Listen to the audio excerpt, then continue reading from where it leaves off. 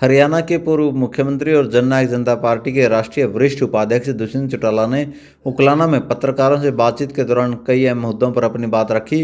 उन्होंने चुनाव आयोग से फर्जी वोटरों के मुद्दे पर श्वेत पत्र जारी करने की मांग की। साथ ही प्रदेश में बढ़ते अपराध और लचर कानूनी व्यवस्था पर भी सवाल उठाई। दुष्यंत चौटाला ने जेजेपी के संगठनात्मक ढांचे को मजबूत करने और 9 दिसंबर को स्थापना दिवस को बड़े स्तर पर मनाने की भी घोषणा की। दुष्यंत चौटाला का उकलाना पहुंचने पर जेजेपी कार्यकर्ताओं ने गुलदस्ते भेंट करके उनका जोरदार स्वागत किया और दुष्यंत चौटाला ने सभी कार्यकर्ताओं से मिलकर कुशल क्षेम जाना। उसके बाद दुष्यंत चौटाला उकलाना नगरपालिका परिषद के पार्षद महेंद्र सोनी की भाभी अनीता सोनी, जोगिंदर धिंगड़ा के पिता सतपाल धिंगड़ा और हैफेड के पूर्व मैनेजर जोगिंदर सेलवाल के आवास पर गए और वहां पर शोक व्यक्त किया। उन्होंने परिजनों को सांत्वना दी और उनकी शोक संवेदनाएं साझा की।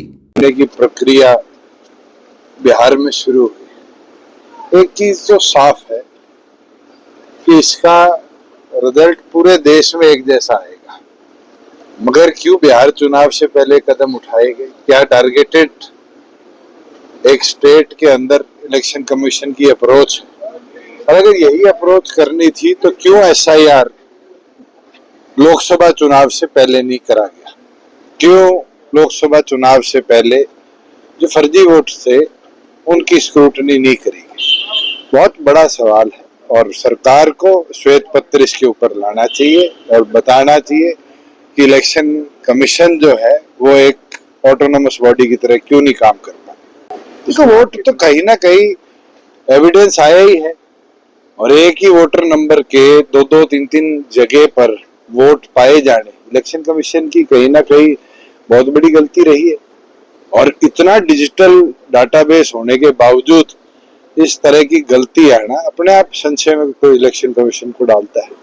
मैं तो यही मांग कर सकता हूँ पार्टी की ओर से कि इस पे व्हाइट पेपर इलेक्शन कमीशन लेकर आए, पार्लियामेंट के माध्यम से लाए, चाहे जनता के बीच में लाए, कि इसके अंदर उनके काम करने के पीछे किसी पॉलिटिकल ताकत का हाथ। हमने पीछे 8 तारीख को बैठक करी थी और 15 से लेकर 25 तारीख तक का हमारा टारगेट है, जिसके अंदर हम जिला कार्यकारिणियां और हमारी स्टेट बॉडी इसको पूरी तौर पर कंप्लीट कर लेंगे। और जैसे जैसे कंप्लीट होगा आगे हल्का कार्यकारिणियां भी साथ साथ घोषित कर दी जाएगी। हमारा एक ही टारगेट है कि सितंबर महीने में पूरा संगठन कंप्लीट कर बड़े लेवल पर हम पार्टी का जो अगला स्थापना दिवस है 9 दिसंबर का, उसको बनाने का काम करें। कि पुलिस गायब है, गुंडे नायब है, आज प्रदेश में ये हालत है लॉ एंड ऑर्डर की, तो मुझे बोलने की भी जरूरत नहीं क्या हालात है। आप सब अखबार देखते भी है और हर रोज उस अखबार में जिस तरह से खबर आती है, ये साफ दिखता है कि पूरा तौर पर फेलियर प्रदेश के अंदर लॉ एंड ऑर्डर का हो चुका है।